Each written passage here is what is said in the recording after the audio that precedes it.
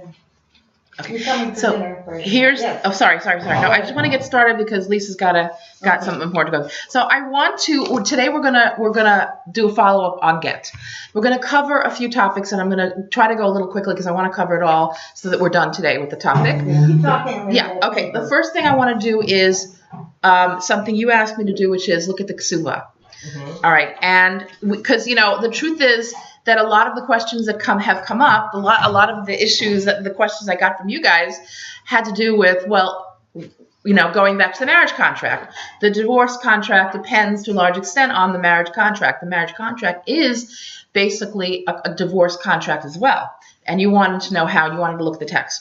So I'm going to actually pass out the text. I found a great explanation of the kesubah from Chabad.org. We're not going to go through all of it, but just a couple of pertinent spots where it is explained what the husband's obligation is in terms of in the obligations for the marriage as well as in case of divorce.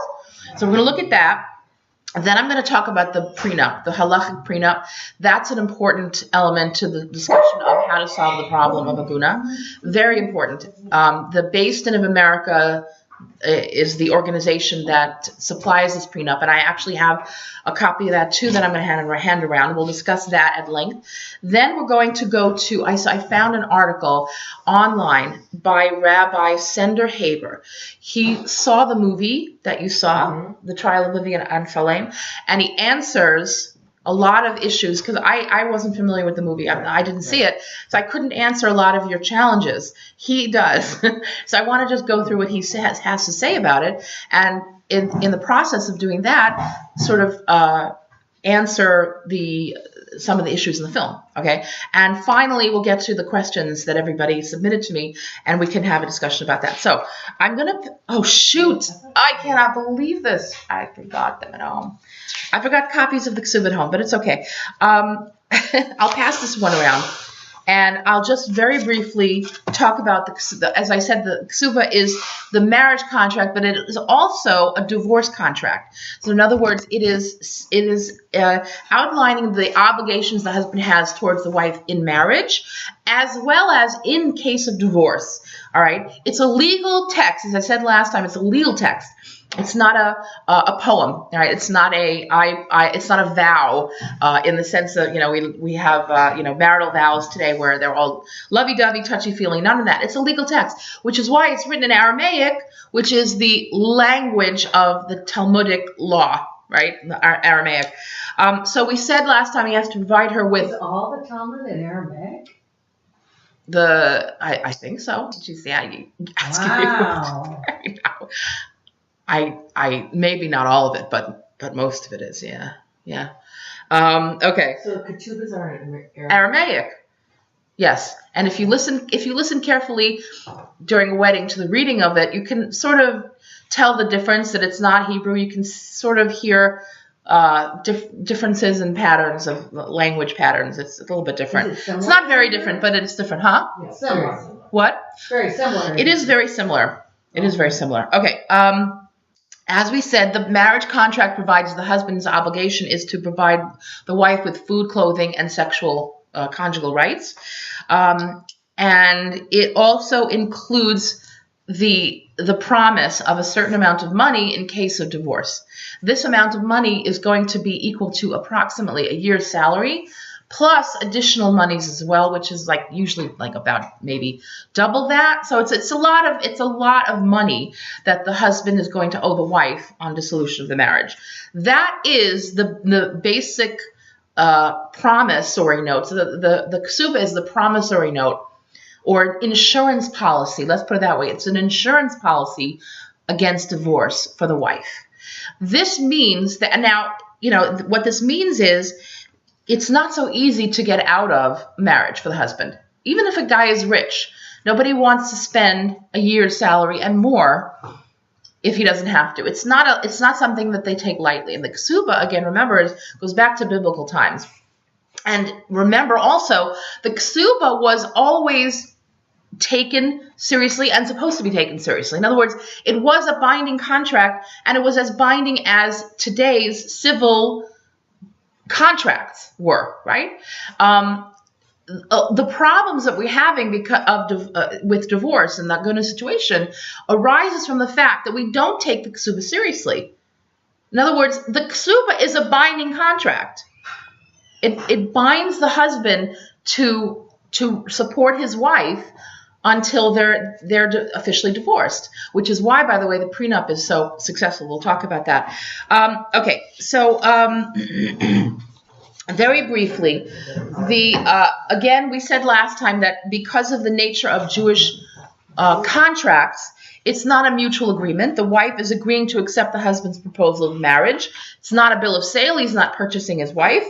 I'm sorry again. I'm going to pass this around. I made copies and then I left them at home. So just very, very briefly, the kesubah starts with the date and place of the wedding, the names of the parties. Then we have the groom promising basic support. This is the alimentation clause. Basically, it says, quote, I will work for thee, honor, provide for, and support thee in accordance with the practice of Jewish husbands who work for their wives, honor, provide for, and support them in truth. And then funds for the wife if and when the marriage terminates. And I will set aside for thee 200 silver zuz mohar, due thee for thy maidenhood, which belong to thee according to the law of Torah, and thy food, clothing, and unnecessary benefits which a husband is obligated to provide, etc. That is the phrase which is the insurance policy against divorce. That is where he's saying, which the funds called the mohar is the ikar ketubah, the most important part of the kesubah. This is the insurance policy. This is the promissory note in the case of divorce. So what he's saying is, in case things don't work out, I'm going to give you 100 zuzim of silver. 200 silver zuz. I'm going to give that. That's more than a year's salary, right? And that is the cash gift that the groom gives the bride. Now on marriage, you guys didn't get a year's salary. I didn't certainly get that much, right? So it's not the amount of money the groom gives the bride upon marriage. This is the amount that the groom will give the bride upon divorce. That is the amount he will give upon divorce. This was a protection for the bride. It's not a gift. And so they're set aside, right? He's promising this, and it was considered a debt that was only payable in the case of death or divorce, okay? And so it's like life insurance, basically. This also enabled a groom who didn't have much money to be able to say, I will, get this. In other words, it's not that he has to have it then and there by the wedding, okay? Then we are talking about food, clothing, and conjugal relations. These are basic obligations of marriage. They're not even necessary to write down the contract because, as we have learned, it's right in the Torah that it says these are his obligations to her. The bride, then it says the bride accepted the proposal. The contract is written in the past tense because the contract is signed by the two witnesses, not the groom or the bride, which we'll get to. You had some questions about this in the questions you sent me. The contract is signed by the witnesses who attest to the fact that the groom did this and the bride agreed, and the terms were agreed upon, and now the witnesses are signing to this, basically attesting to the fact that this marriage is taking place. Okay, then we are talking about the dowry that she brings. Now, the dowry, the wife brings a certain amount of money into the marriage, and this is an amount of money that her father gives her to set up house. All right, this amount of money is sort of the counterbalance, the parallel to the inheritance the sons would get, because the sons inherit from the father. The daughter doesn't inherit from the father, but because she leaves his house, she is owed a certain amount of inheritance, quote unquote, from the father as well. This is the dowry that he gives her to set up shop, as it were, to set up house. So she comes into the marriage with the dowry. Now, this dowry, by the way, this is the bride's possessions. This is what the bride owns. The husband does not own it, per se. It's the bride's. But the husband gets to use whatever she brings into the marriage. Okay, so she, as he explains it here, The dowry is included. Kesubah is the property of the bride, technically leased to the groom for the duration of the marriage. All right. The bride's private property is given outright to the bride, the husband enjoying only the fruit during marriage. It's not part of the dowry. So there's two things the wife could bring in, the dowry and then her own possessions. Let's say she started a business before she got married, and it's a very successful business. That's her own private property, not what she was given by her father. From that sort of situation, the husband can, let's say to the wife, give me a loan, or I'll take $100,000 and then invest it. The $100,000 capital principal is hers, and it would go back to her in case of divorce. He's allowed to, get the fruits of that, the interest, as it were, the investment dividends from whatever investment he does.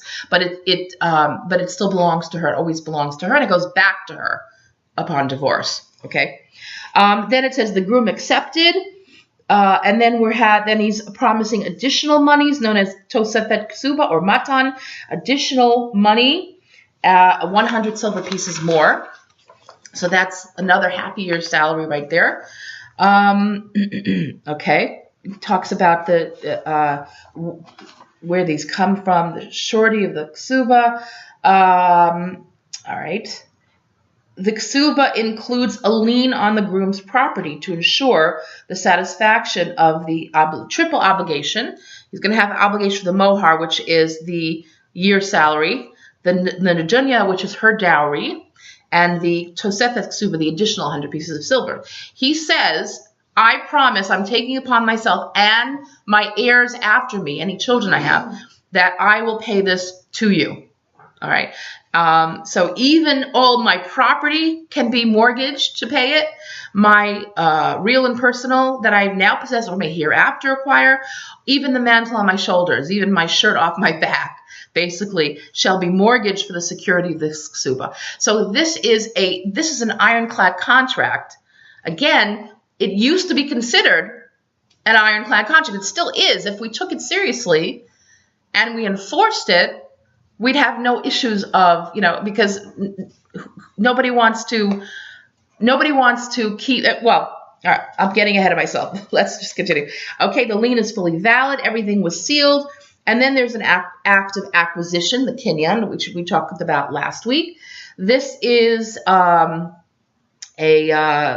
they give a certain article to the groom, on behalf of the bride to the groom. The groom then returns it. Then they record in the kesubah that we have done an act of acquisition, and the symbolic act must be seen by the witnesses. And then they sign the contract. They sign that everything was good and everything was done properly in accordance to the law, etc., etc. Neither the groom or the bride, you can pass it around if you want to take a look at it. Neither the groom nor the bride sign the contract, and this is the case in all Jewish contracts. In any Jewish contract, the contract is not signed by the two parties involved. It is signed by the witnesses who attest to the fact that the parties agreed to this contract.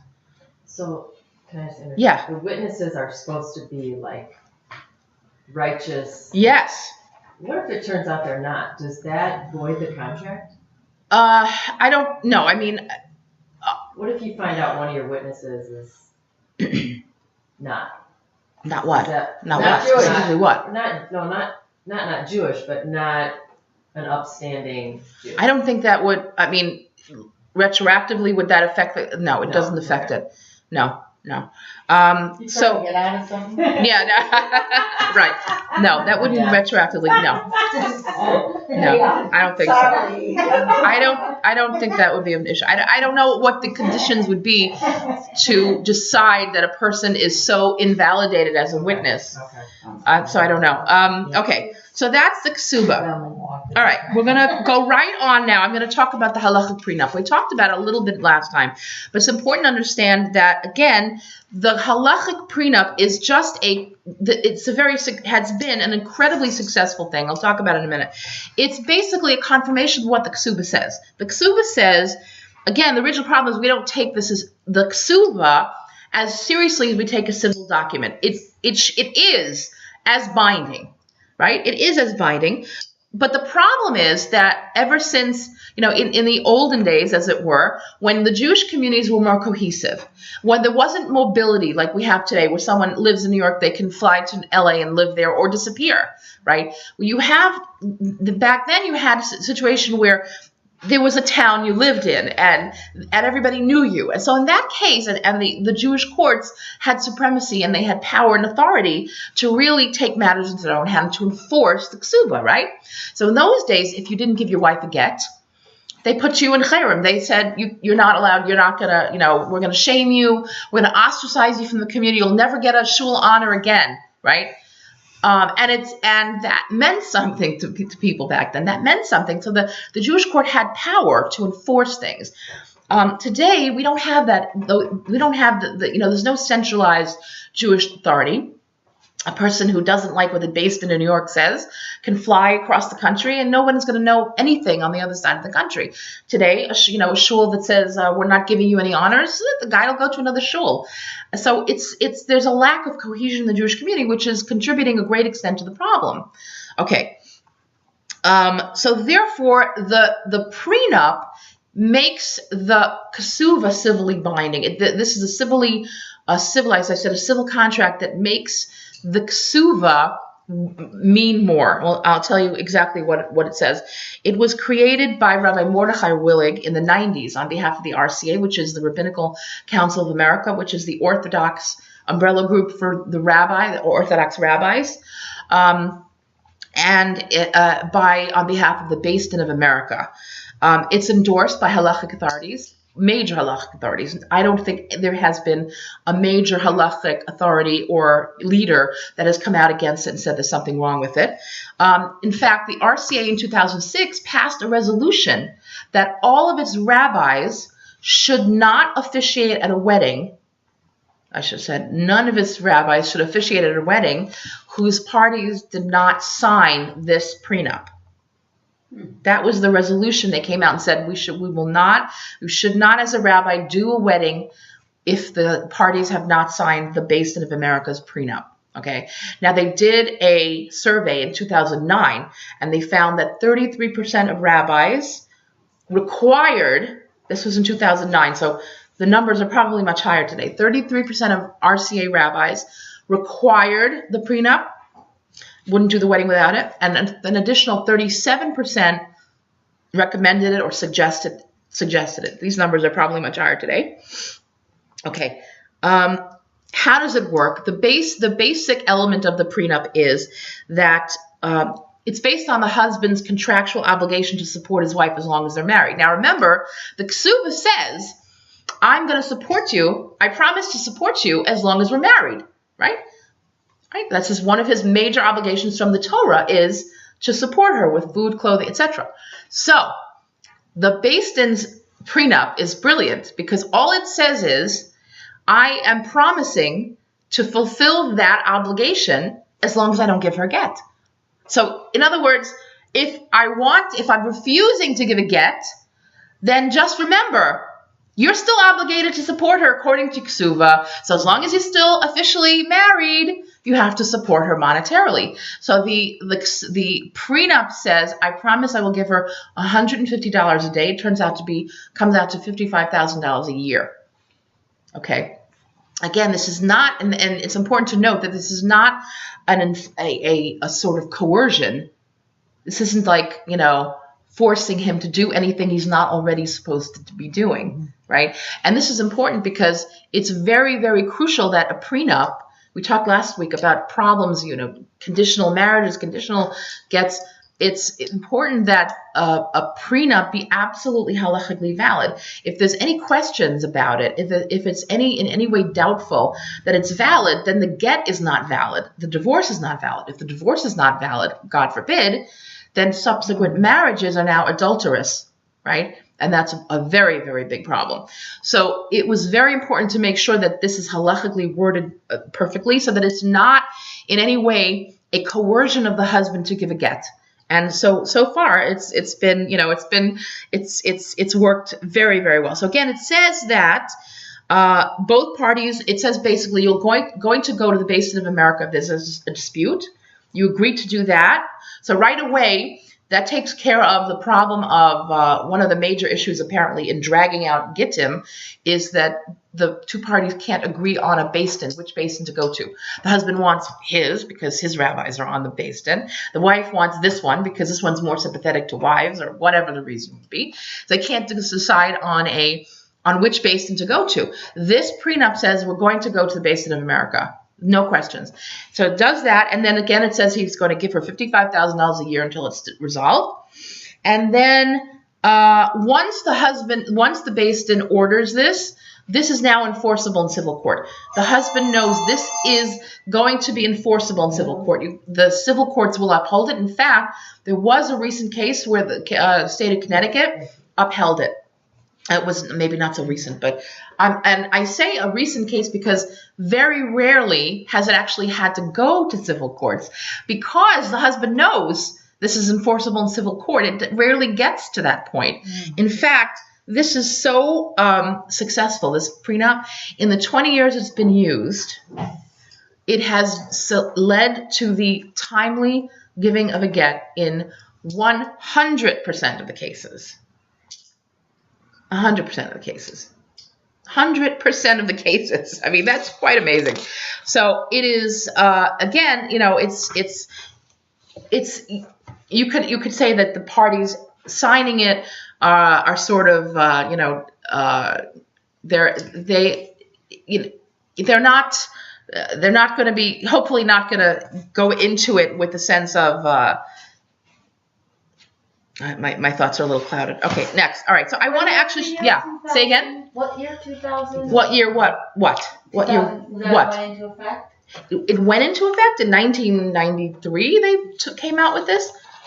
The actual prenup, 93. I'm going to pass it around. That's but then they came up then with the... 2006, the RCA made a resolution that they are going to require their rabbis, or highly recommend their rabbis, will enforce it, meaning that they will not officiate at a wedding without one.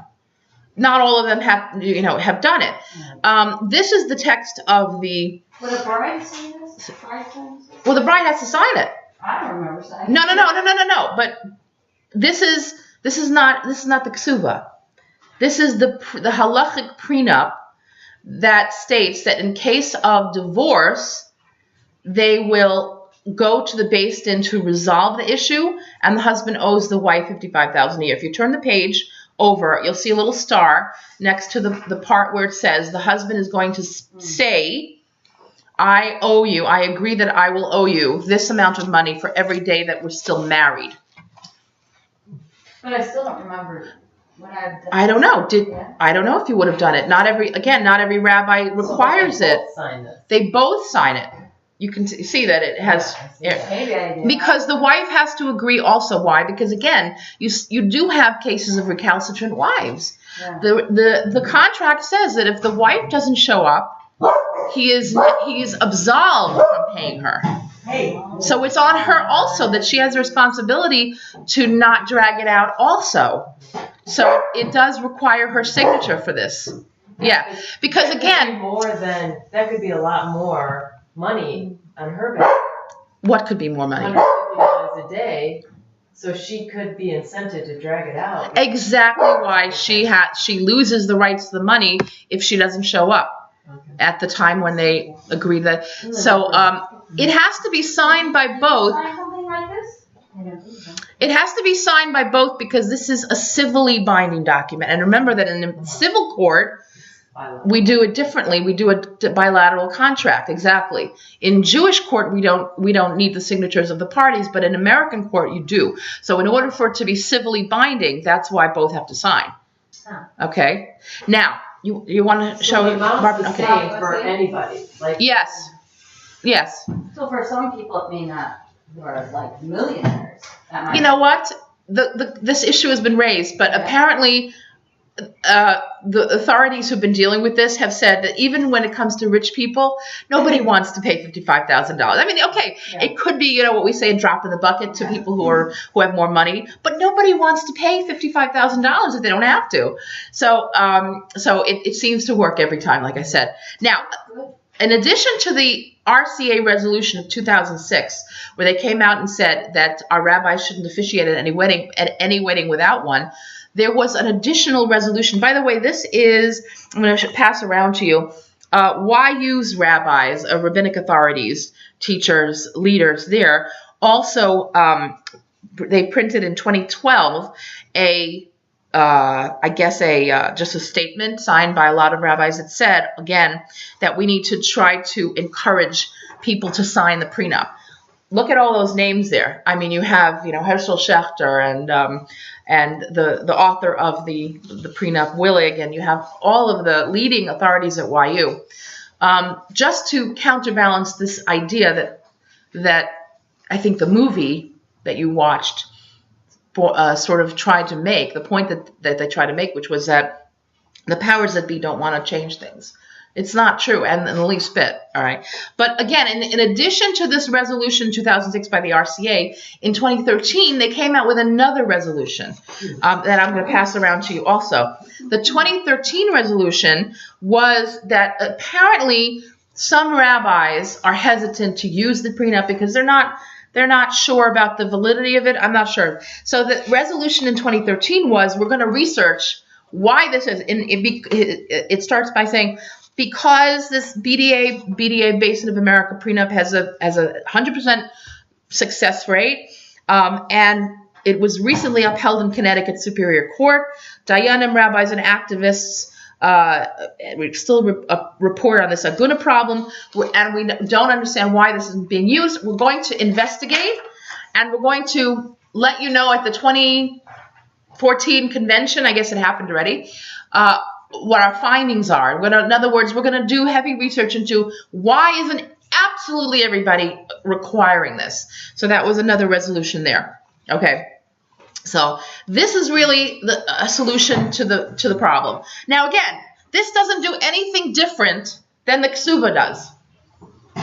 This doesn't do anything different from the kesubah. This is just Like a clarification or confirmation, and this the real ikar is that it enforces it in civil law, because that's the problem. What were we going to say? I was going to say, isn't it different that this is enforceable in non-Jewish law and that's the only difference. Why this is so powerful is this isn't doing anything. But I wanted to make the point that it's not doing anything new in terms of halacha. In other words, this is not a new idea. Oh, let's make it so that the husband has to pay the wife. He always did, and it's only because of the lack of authority and power that the Jewish courts have in America and in outside of Israel. By the way, in Israel, which I'll talk about in a minute, they have a lot more power, and they do use their power. And only because of that issue is it a problem that they had to make it a civilly binding agreement. Now let's get to the movie that you guys watched. They saw the movie. Did you see it too, Barbara? The Trial of Vivian Amsalem, is that how you pronounce it? Yeah, the movie The Gett. Oh, The movie, The Gett, right. So I saw, as I said, I didn't see the movie. So when they came with the things that they learned in the movie, it was hard for me to speak to it. Rabbi Sender Haber did see the film, and he actually says there are a lot of inaccuracies in that movie. One of them is that the woman in this movie gets a conditional divorce where she can't remarry again. That's halachically invalid. Okay, that wouldn't happen. Is it a true story? It's possibly based on a true story. I don't know. Now the basin that she deals with is, according to the rabbi who saw it, he says, look, that's a rotten basin. And there are rotten basins. There are people, look, nobody's perfect, right? Every person is fallible. Despite, and this answers the famous question of, aren't Orthodox Jews supposed to be perfect? No, we're not supposed to be perfect. We're not. We can't be. The Torah is supposed to provide a sort of, the tools to perfect ourselves, but it doesn't ensure and guarantee that we're going to turn out perfect. So you have people, even rabbis, who are subject to, degrading the system and not doing the right thing for whatever reason. But it's a very, very, very, very, very small minority. It's an exception to the rule. In fact, he gives it all right. The case, he says, by the way, the case is fictional. That was one of his points. I don't know. I'm not sure. All right. He says the film suggests that a woman can't petition a court for divorce. That's not true. A woman can, and there are plenty of women who go to the Beis Din, can petition a court for divorce. It's not just in the woman's power. Last week, I went through all of those reasons that a woman can say, I need a divorce because my husband is X, Y, and Z. Those are halachically valid reasons, right? The stinking part we all like that one. So the woman can petition for divorce. The movie also portrays a Beis Din apparently that's powerless. And in reality, in Israel, the Beis Din has a lot of power to revoke your driver's license, to freeze bank accounts, to imprison you. They did imprison him. Yeah. The director has said, this rabbi says, the director of the movie was quoted as saying, there are 45,000 women waiting for divorce. This is not true. That's the number of open cases in rabbinical court. But that doesn't only include divorces. He says about 35,000 of those are not even divorce cases. And he says of the 10,000 cases of waiting for divorce, the vast majority are solved and resolved in 96 days. Mm-hmm. That's what he said. So here are some facts from 2013 in Israel. The average time to conduct a divorce was 96 days. Rabbinic courts in 2013 in Israel imposed sanctions on men 168 times on 46 husbands. So there are things they do take sanctions. They will, again, revoke driver's licenses, freeze bank accounts, etc. They did that in 2013 168 times on 46 different men. All right. They imprisoned 19 times. They imprisoned husbands. 5 times they used the services of a private investigator to find husbands. And so they actually do this. And again, they have more power there. Why? Because the state recognizes the rabbinic courts as the authority. When you have that situation, you have much less of a problem. And because the husbands know it, they're much less recalcitrant to begin with. The point in Israel, they're less more powerful because they're less recalcitrant. The husbands. I'm saying when you're living in a system in a community where you know that the rabbinic courts have the authority to take action and will take action against you, you're less likely to begin with to start to make trouble, right? If a kid knows that the odds are he's going to get caught, he's not going to make trouble.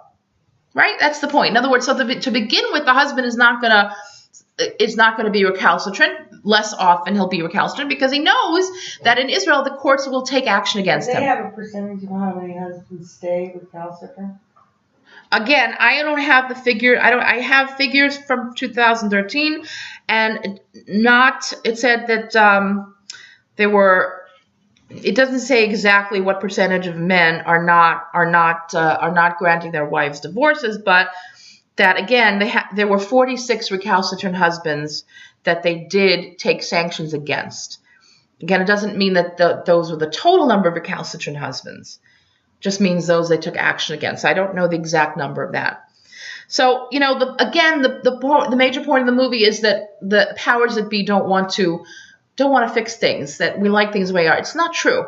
The rabbis have always, from the very beginning, tried to make it. Even 1,000 years ago, when Rabbeinu Gershom started, introduced and innovated this idea that a husband needs the wife's agreement for divorce. That was the first thing that happened. That was, we're trying to make it so that it protects the woman, trying to make it harder for the husband to just do what he wants. And that's been the case throughout. Okay, this halachic prenup is perfect example. It's the Beis Din of America. It's the RCA, the Rabbinic Council of America. It's the YU, all the halachic authorities. They're all in agreement that we need to solve the problem. So it's just not true that halachic authorities, rabbinic leadership does not want to do anything about the problem. He gives an example, this rabbi also, of one case that he knows of, where the Beis Din dragged out imposing sanctions on the husband for 6 years. He says this is a very rare case. In that case, the chief rabbi of Israel had to get involved and say enough is enough. Stop wasting time. Get to it. So in other words, even though you might have a case here or there, it's still not allowed. You got to do what you have to do. And in this case, the rabbinic, the chief rabbi of Israel had to get involved. But he did. The point is he did get involved. The point is that he told them, this is ridiculous. You can't drag this out. There's another story that he tells about Rav Ovadia Yosef, who was the chief Sephardic rabbi of Israel. He tells a story that he was once had to be rushed to the hospital. This was while he was the chief rabbi in Israel. And the hospital told me he would have to have emergency surgery that day in 3 hours' time. He asked for permission to go back home, and then he would return to the hospital in 3 hours for the surgery. And the reason was that he was in the middle of researching and writing a tshuva, an answer, regarding a case of an aguna, a woman whose wife had disappeared. And he knew that he was really the only one. What? Husband, sorry. And he knew he was the only one that really could, he had been researching it. He was the authority that they had appealed to. He knew that if he died, this woman would be in trouble. And it was so important to him that he went back home to finish it before surgery. So again, this is the head of the chief rabbi of Israel again. So it's just not the case that the rabbinic authorities don't want to try to solve this problem. Okay, now we get to your questions. Thank you very much for submitting them. I think you answered a lot of them. I did. I think so. I'm just going to go through them anyway. So one of the questions was after, I don't know which order I put these in. There's no order to them. After sometimes the husband does not return from the war, the wife can be remarried again, knowing the rabbi gives a special agreement. What happened if she were married and he showed up after? That was your question? Okay, so the get, before he left for war, he gave her a conditional get. The conditional get said that in case I don't show up by a certain date, we are officially divorced. If that date passed, they were officially divorced. So then she could remarry. There was no problem. In other words, she's divorced from her first husband, just as if he agreed to a divorce and gave her a divorce, and now she's free to remarry. So it's no illegal problem when he comes back. I mean, it's sort of sad, like, oops. Do they have to get married again? They don't have to. No, of course not. He gave her a get. He gave her a divorce. So it's not an issue. It's not a problem. It would be sad and funny at the same time, but no. Okay, is it easier? Is it easier for a husband to ask for divorce? Yes. We already established that from the Torah. The Torah says all you have to do is divorce her, and you're divorced from her. If it is why don't we both sign the agreement before marriage? Remember, you don't sign the kesubah, but neither party does. Neither party signs the kesubah, so witnesses the sign. So why is it easier for the husband? Again, it's not easy. Back then when the families were the ones really making the kesubah on behalf of the parties, on behalf of the bride and the groom, because the truth is, when it comes down to marriage, no one wants to make a prenup. No one wants to talk about money. Oh, I love you, and they have love on the brain or sex or both. And who's interested in writing contracts? So the parents are usually the ones with the common sense and more practical heads on their shoulders. They're the ones doing the writing. They are the ones that they made it expensive. Again, it's very expensive. It wasn't a light thing. He never was able to just say goodbye. He had to provide her with, a lot of money. And again, even for someone who's very rich, this is not a light thing. So it was never a case where he had, where it was easy for him per se. Now, the reason, again, we can speculate as to why he's the one that has the power in his hand. He's really the one buying the contract, he is the one doing the buying in the sense that he's buying her sexual exclusive rights. That's what he's entering into. She's putting herself in that position. That's what he's getting out of the deal. So therefore, you can say that's why, that could be why. So it's not a light thing. It's really not an easy thing to do. Now, next question, are women told they can change the marriage contract? I wasn't told this. And that's the problem. Today, we don't take it seriously. Back then it was, and everybody knew, and they actually, enforced it. Today we don't have this concept. Today we have the idea that, it's a religious document only. We have this idea that we're getting married civilly, the state is sanctioning it, and the kesubah is this nice ritual thing that I frame and put on my wall and for everybody to see, oh, look how romantic. It's not. It's a contract. It's a contract that is binding. And you shouldn't really put it on your wall anyway. It's something the wife has to own and keep and know that it's safe at all times. She has to know where it is. If she loses it, it can be a problem, and they have to get a rabbi to rewrite another one. It's her contract. It's like any contract. Where do you put the title of your house? Put it in the safety deposit box. It's as binding. The contract, marital contract, is as. If you did frame it and put it on the wall, you'd be able to find it. That's true. You'd know where it was, right? Right, exactly.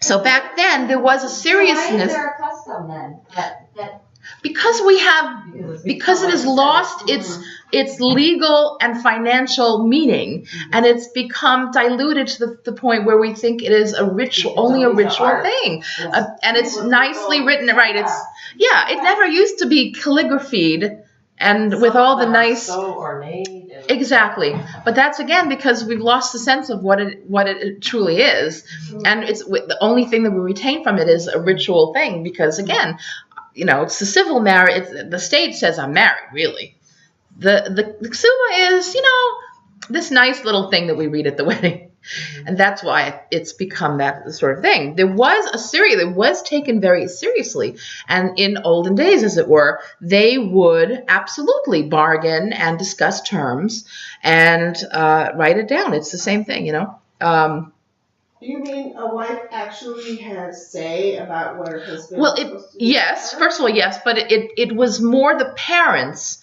who were bargaining on behalf of their children. Because again, when it comes to love, nobody wants to talk about money issues. And, oh, yes, dear, money doesn't matter. Love is all we need, right?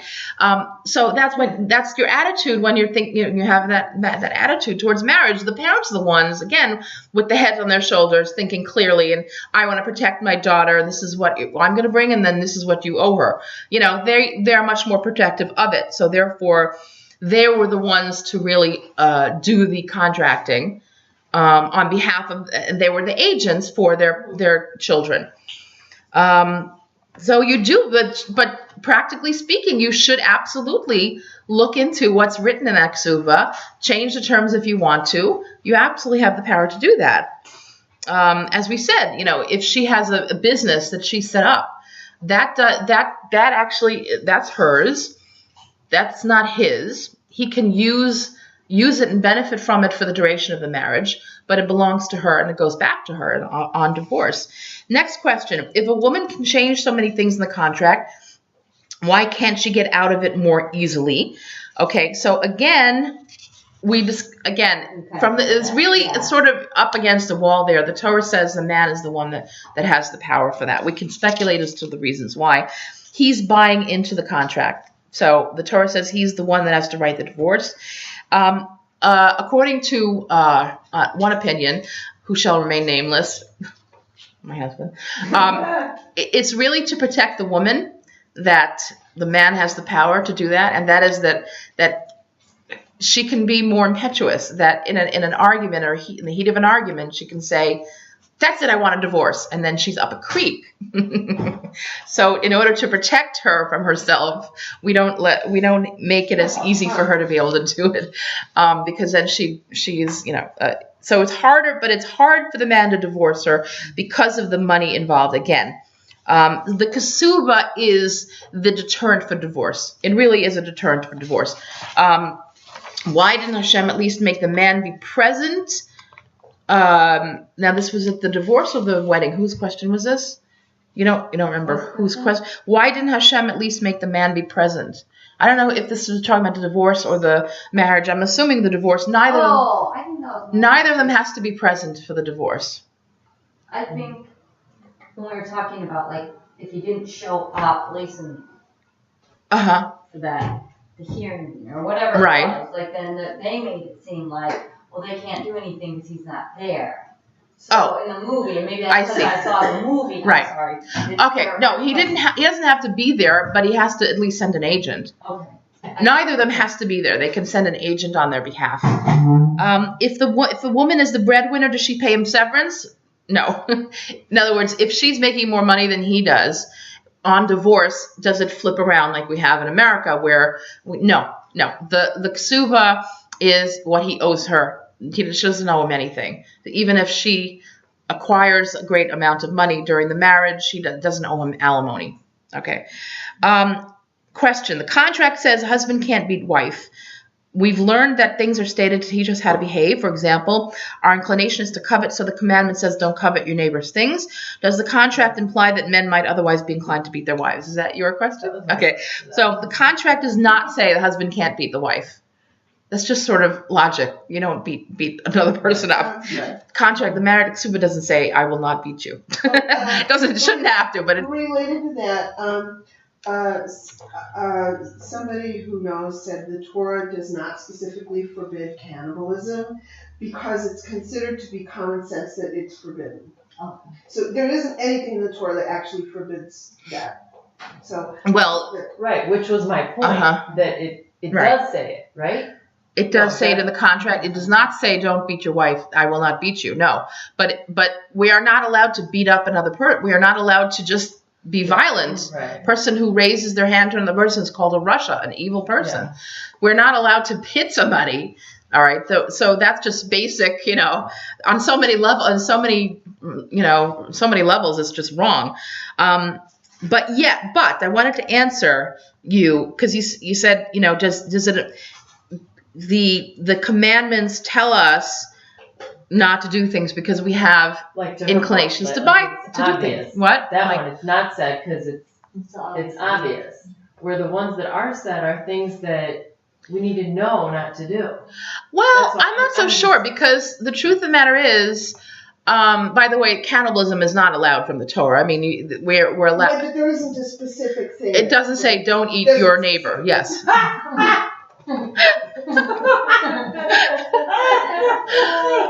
Right. Okay. But on the other hand, the Torah, the commandments speak to things that would be considered natural. In other words, if there was, look at all the forbidden sexual relations. If there was no such thing as homosexuality, the Torah wouldn't need to come out and say you aren't allowed to engage in homosexual behavior. But the fact that there's a mitzvah against it, a commandment against it, means it's natural in human beings. Is that what you're saying? Or right? That's what I'm saying. Okay. You can't marry your father. Okay. So on the one hand, in our society, it's kind of logical. We don't do that, but the truth is, you look around. Unfortunately, it's not a given that you don't have sexual relations with your close family members. Incest is a real thing. It always was, I think, and in certain societies even sanctioned. Maybe, I don't know. Yeah. So the Torah comes to tell us things that we want to do. We have the desires. There's nothing unnatural in the way of human nature. Is the point.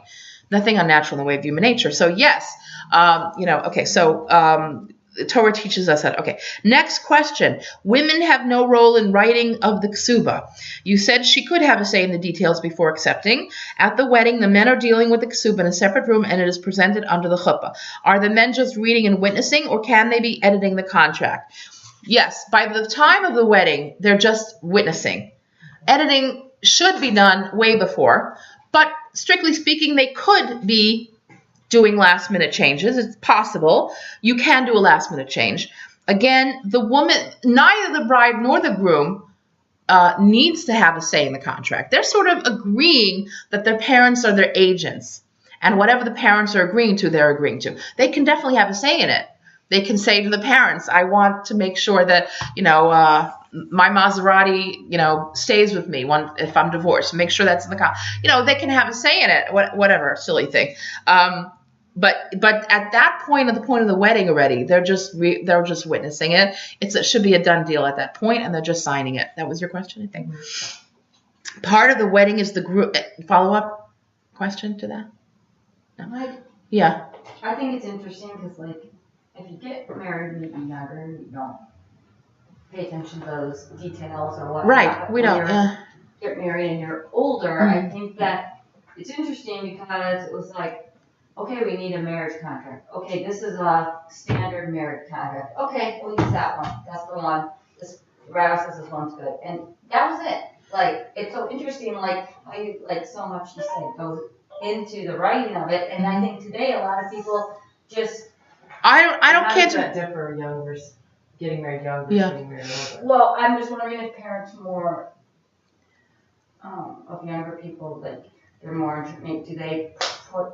No, really, Most people today. just take a standard- Today, no, I have not heard of a case where, you know, even for young people, parents are So most people do just amending follow it. the one that It's the Rabbi says, "Oh, boilerplate. This is the boilerplate contract. It's a standard kesubah. It applies across the board.